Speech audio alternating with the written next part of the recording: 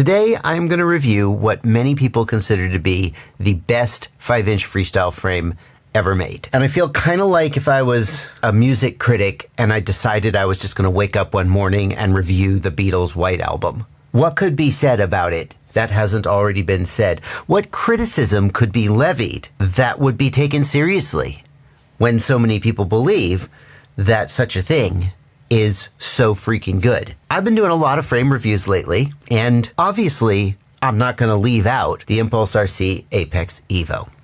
I'm Joshua Bardwell, and you're going to learn something today.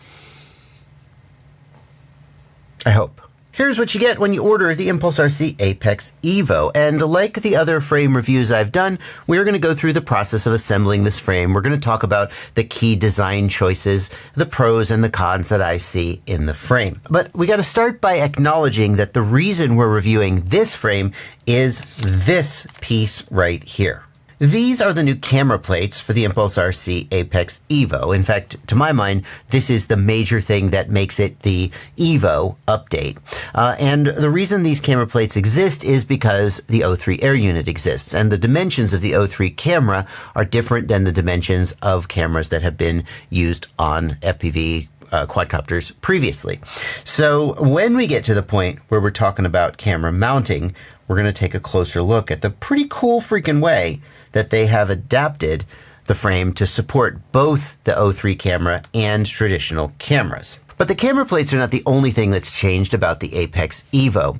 If we take a look at this conversion kit, which can be used to convert a previous generation Apex to an Evo, we can see that they've also modified the main body plates.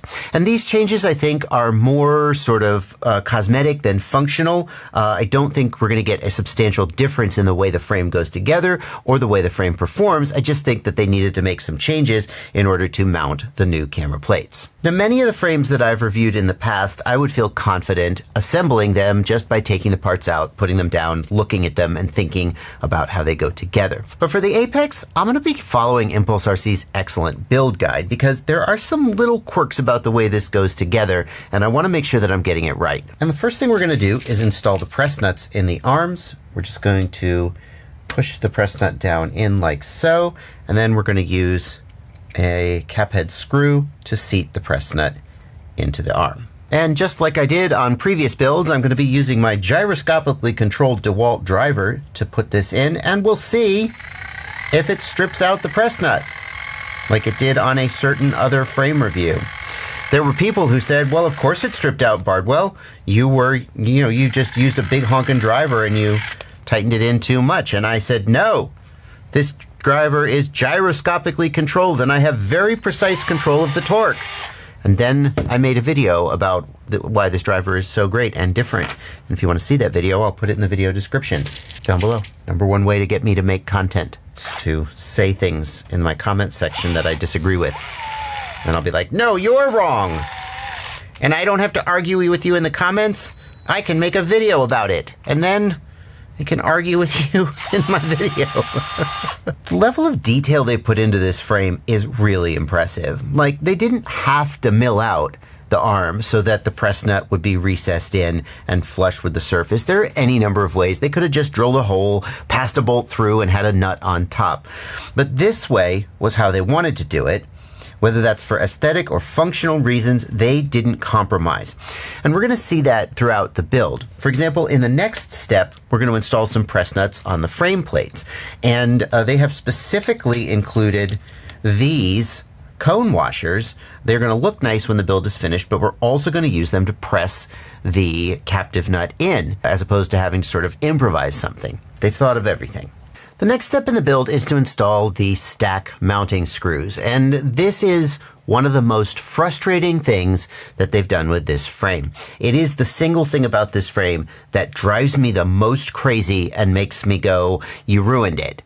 You had a great thing and you ruined it.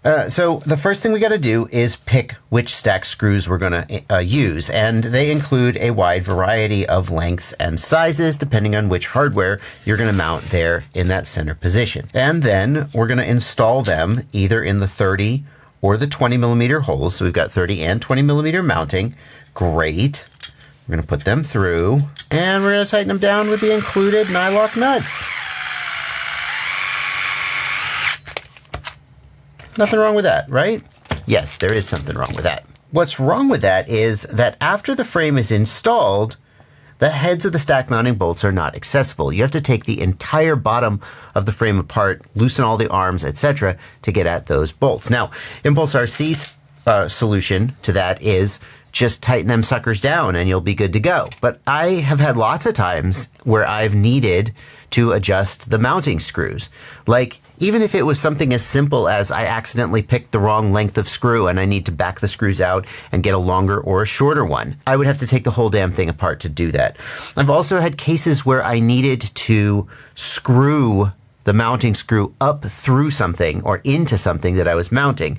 And in this case, you simply couldn't do that. I know that every frame design is a trade-off between like the things you want, and you can't always get all the things you want. And so you have to make some compromises in the design. I'm sure that drilling additional holes to make the screw heads accessible would have compromised some design choice that Impulse RC felt was critical, and they felt this was an acceptable solution. And frankly, a lot of times it is going to be an acceptable solution. The times when you absolutely need to get at these screw heads are not that common, and many people use this frame and love it. But to me, it just freaking annoys me because it decreases the maintainability of the frame, and maintainability is one of my biggest priorities. I mean, shoot, what if I just accidentally didn't tighten it down all the way and needed to snug it up? Nope.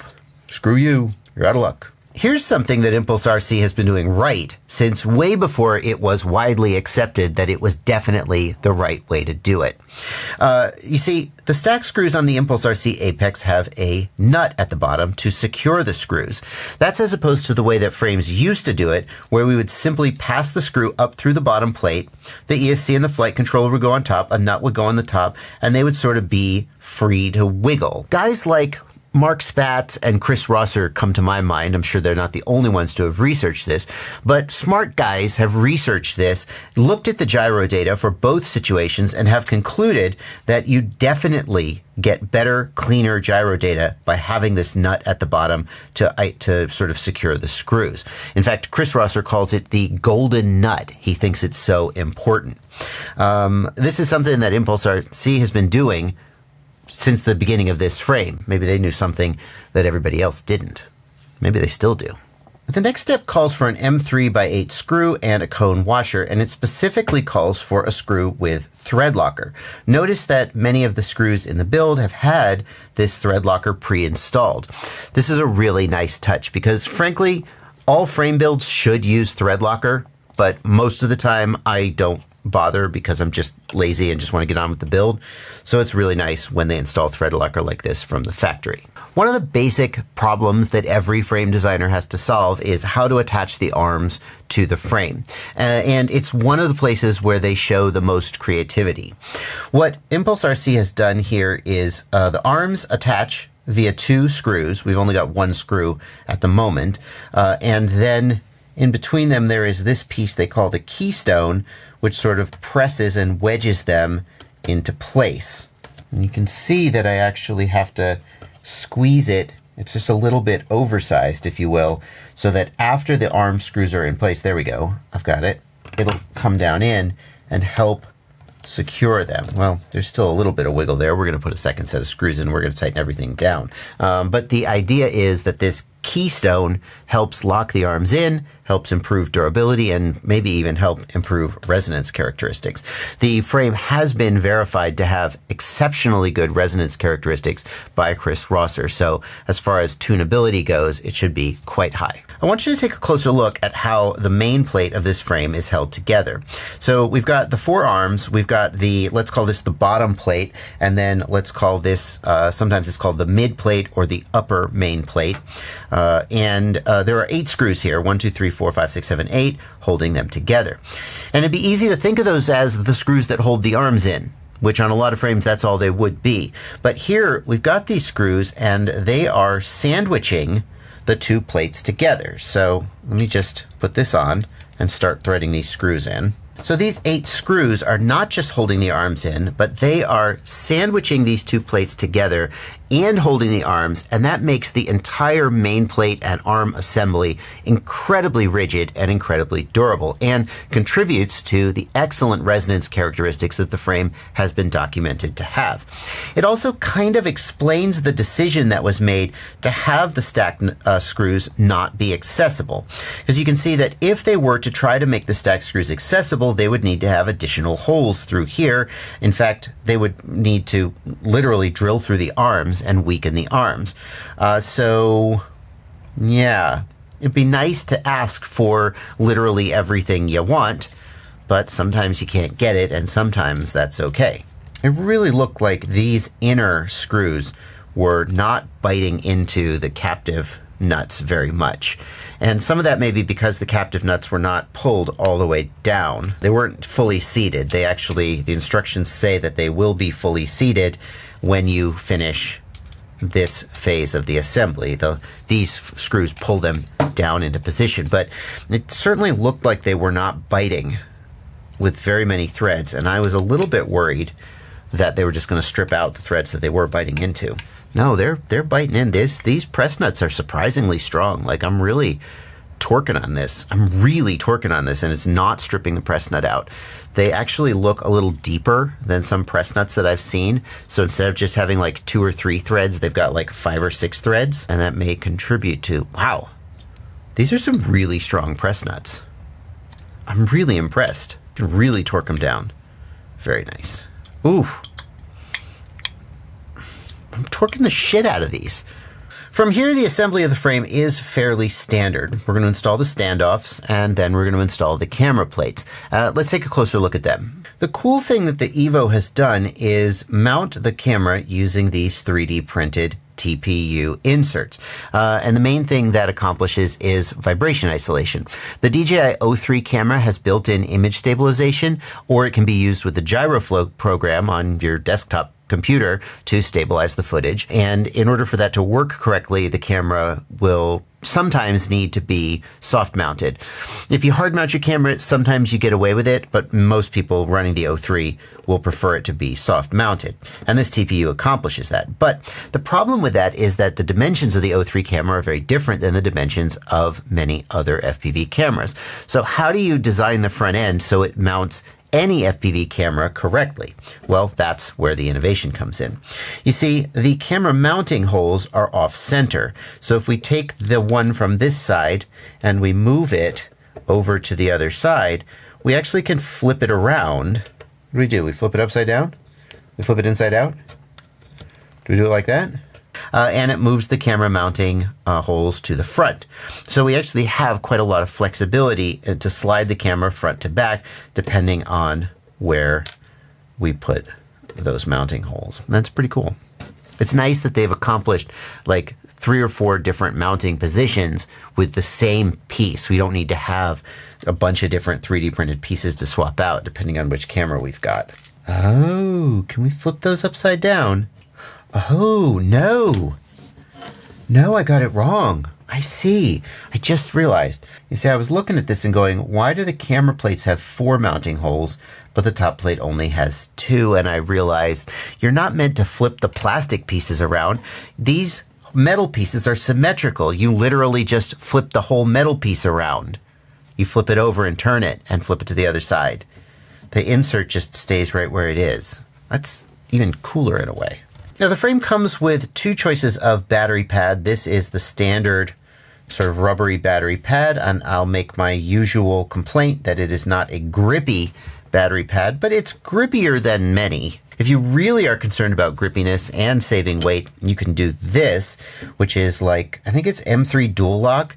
And I think this is what Mr. Steele does with his batteries. This stuff grips really well and weighs less. We should, as long as we're looking at it, we should note that they have a non-grippy battery strap. Those are useless to me. I don't need them. I will always want grippy battery pad straps and grippy battery pads. It comes with this little device, and the idea is that you'll install this to electrically isolate your video transmitter from the frame. You see, the frame on most, if not all, quadcopters ends up being grounded. There's so many places it can get ground, like the camera cage, although The camera should be isolated by the TPU here. Anyway, there's lots of places where a frame ends up getting ground, and some people feel that the quality of your video is compromised if your video transmitter is grounded. I've never felt like this was a big deal. Especially with digital video transmitters, I don't think there's as much issue with electrical noise as there was with analog. But if this is something that you feel is a big deal, you can isolate it just by installing this little pad underneath your video transmitter. Speaking of video transmitters, the rear of the frame has mounting for both, is that 30? Shut up. Well, I'll be a son of a bitch. No, it's 25 millimeter. Okay, that makes more sense. The rear has both 20 and 25 millimeter mounting. The holes are drilled out to M3, so if you needed like M1.6 screws, like for mounting an O3 air unit, you would have to have washers. They may even include the hardware. Oh, they do. Aren't they smart? Yep.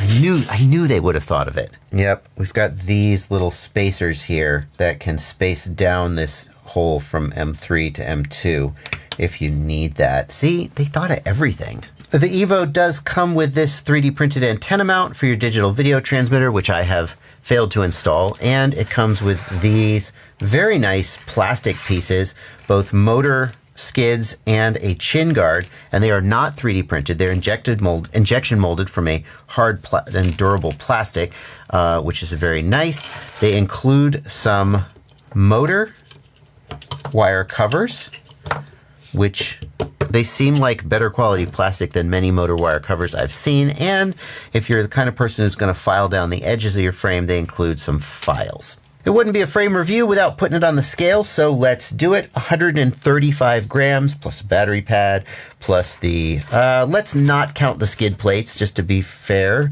And where's the 3D printed antenna adapter? Should we count that? 142, 145-ish grams depending on what you put on there. That's not an ultra lightweight frame by any means. So what is it then that makes this frame so damn beloved? And the answer seems to be that it provides really good flight characteristics. When Chris Rosser tested this frame for resonance characteristics, part of me was wondering if all the rumors about it being such a great flying frame were going to turn out to be placebo effect, and Chris Rosser was going to go, no, it has all these flaws, and he didn't. He was like, no, it's amazing. Why is it amazing? And I don't know why it's amazing. Maybe it has something to do with this arm sandwich and so forth. He's got a video. In fact, I'll link his video down in the video description if you want to see his resonance analysis. But it flies really freaking good. You're able to push the PIDs further, or it's going to fly better on default PIDs, and it is known for its durability. It's not an ultra durable, quote unquote, indestructible frame like the Rotor Riot tank. It's only got 5 millimeter arms, 5.5 millimeter arms, which are pretty durable, but not like, I've seen people at Rampage who fly this frame come in from trying to hit a certain trick, bashing the crap out of it, and they come in with broken arms and so forth. It breaks. Anything breaks eventually. If you do break something, the product does come with a warranty. It is a 24-month, so 2-year warranty that can cover up to a complete frame replacement or can cover individual parts of the frame that broke. And that is going to be important because it also is a really, really expensive frame. So these days, budget frames are coming in the $40 to $60 range. There are a few that are cheaper. Mid-tier frames are coming in say the $60 to $80 to maybe $85-ish range, and premium frames are coming in the say $90 and up range. And this is well within the premium range. The price of this is going to be between $110 and $150, depending on whether you get like the ultra upgraded Mr. Steel version or the more base version. And that's a lot to pay for a frame, but the fact that if you break it, well, let's be honest, when you break it, you could get as much as one frame's replacement. That cuts the price down. There's plenty of frames out there that are charging $90 or $100 or more and don't give you a warranty. In some ways, the fact that this has a warranty means that you could basically cut the price in half, and in that case, it would be about a $50 or $60 frame. Well, $110, $120 for two, and that's not a bad deal. That's a better deal than some. Here's what I like most about this frame. It's a very well thought out frame. every detail has been accounted for, but it doesn't feel like the designer was like trying too hard to be clever. Some frames out there, they have a lot of parts, a lot of fiddly parts that go together in weird ways. They've got way too many different types and lengths of screw, and it just feels like somebody sat down in a CAD program and tried too hard to make something clever. All capital letters there. And that's not what we've got here. We've got just the right amount of cleverness to design a frame that's going to do what you need it to do. And to me, that is why this is one of the most popular 5-inch freestyle frames you can get. If you are interested in picking one up, I've got links in the video description, and they are affiliate links. And that means that when you click that link and then make any purchase at the affiliated vendor, I get a little commission. It sure does mean a lot when you do that. It's a really easy way for you to support the channel. Just make sure to click those affiliate links before you do your shopping. If you're interested in a frame in this price range, I want to show you my review of the Flyfish RC Volador. I'm going to put a card on screen to that and a link in the video description below. And to be honest with you, it's the frame I'm thinking of when I say a frame that maybe is trying a little too hard to be clever. But I kind of also love the Volador because I think they actually succeeded at being clever. I'm just not sure it's a frame I'd want to like live with on a daily basis. Check it out for yourself as well. Take a look at this review of the Rotor Riot Tank, one of those like indestructible frames, and see what you get if you go that direction. I'll see you there.